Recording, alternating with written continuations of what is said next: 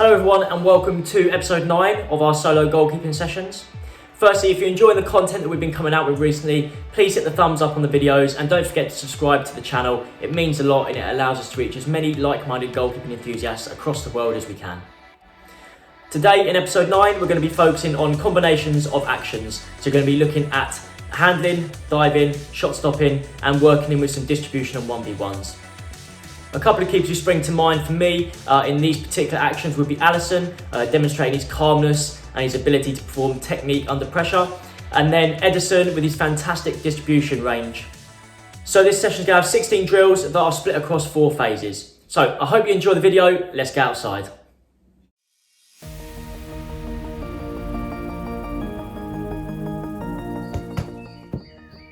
In this video today, you're going to see a lot of combination drills dealing with parts of goalkeeping that I think relate highly to Alisson and Ederson.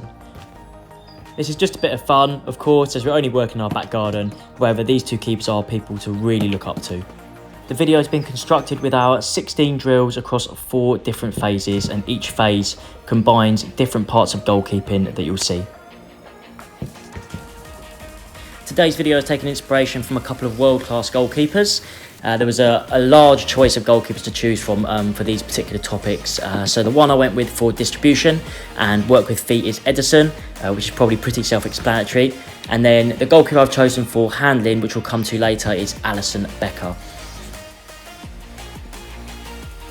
There's a vast amount of goalkeepers I could have chosen to represent in this video, particularly Black, Ter Stegen or Manuel Neuer at this current stage. But I went for Alisson because for me, I really enjoy watching his calmness in the goal, particularly when he deals with one-on-ones and blocking saves, and then when he deals with his handling, he just radiates authority with every action that he performs.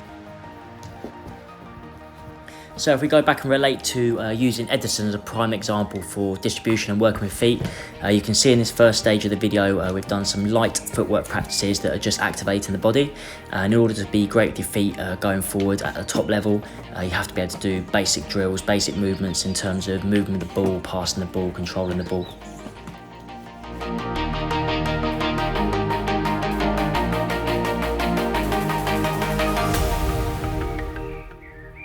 The next part of this video that I found very important to focus on was working with combinations. So across all 4 parts of this drill and the 16 practices that you'll see, they're all involved with combination practices. So you're going to see multiple movements covered or 2 balls used at one time. Apart from the fact that for a goalkeeper session this does make training quite interesting, the other big point for me when dealing with combinations, which you'll see with a lot of good goalkeeper coaches, a lot of professional goalkeeper sessions, is you're trying to encourage the goalkeeper to focus on multiple actions at any one time, which is therefore improving their focus and ability to perform at a high level whilst doing multiple things. So a good example of this might be where the goalkeeper is facing a potential shot-stopping situation, and also alongside dealing with the potential shot, the goalkeeper might be organising where they're standing, so their set position, but they may have also been organising their back line and the positioning of the players in front of them before the shot came in. So there's lots of different factors to focus on in particular parts of the game, which can relate directly into training. In terms of handling and diving, I love watching Alisson in games perform these skills. He's very controlled and very good at the technical output that he produces. And of course, watching the best goalkeepers in the world, whether it's in games or training, is a fantastic way to support your development. During this lockdown period, it's become more evident to be able to train by watching professionals, whether that's on YouTube or whether you're watching games back. And again, as we said before, watching them back is a great way to learn and figure out ways in which you could improve your own performance. Hello guys, just a quick interlude. I want to say a massive thank you for 800 subscribers. We hit this milestone just before we started recording this video. So I want to say thank you to all of you who subscribed. Hello to all of you who are new. If you're enjoying the channel, please hit the red button and allow us to reach as many like-minded goalkeeping enthusiasts as we can. Again, thank you so much for allowing us to reach 800. It'd be great to reach 1,000, that's the target. So thank you again. Let's get on with the video.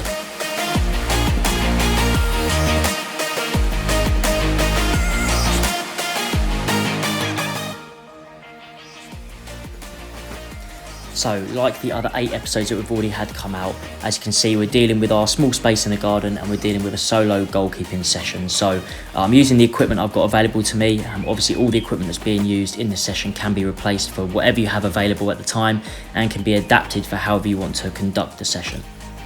So as you've seen already, we've worked through 2 phases of the session. Phase 1 with our warm-up and activation work, where we're just working lightly with feet and taking some controlling touches and getting the ball moving.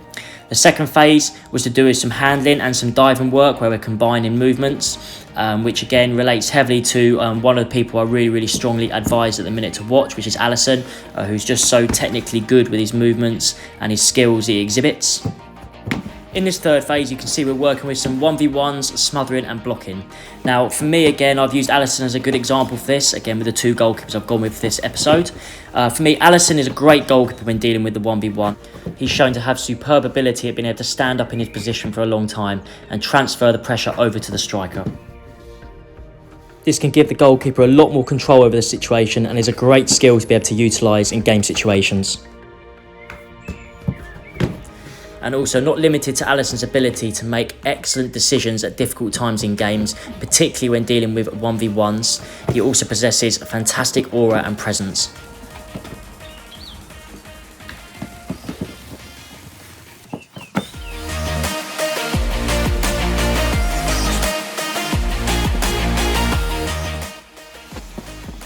So for this last part of the video, we're going to link back to distribution and part of goalkeeping that is heavily associated with Ederson. As you can see with the practices, I've tried to be quite creative and find some ways to effectively manage distribution in a small space. With regards to the space that I'm in, I'm only going to be able to use a roll and a pass. However, with more room and more space, obviously lots of other distribution elements could be brought into it. With regards to distribution and the ranges of distribution, Ederson has been a goalkeeper that most look up to and admire in terms of what he can do with the ball. One of the brilliant things about Ederson is distribution is not that he's limited to just his execution of doing what he does. It's his ability to be able to link up with his team and perform the correct actions at the right times, but also be very brave with what he's doing in games. And as we also know, Ederson is extremely well known for his amazing side volley and the distance that he's able to kick the ball in starting attacks. So linking back to the drill here with regards to elite level goalkeeping, we're trying to combine multiple drills again. So we're looking at technical actions, but also combining drills so that we're having to perform multiple skills at one time. And like every episode of our solo goalkeeping series so far, it's important to test yourself and challenge yourself and try and make it as realistic to what you might expect in a game when you're only training by yourself and with whatever equipment you may have available. That being said, I hope we'll be back on the pitch very soon.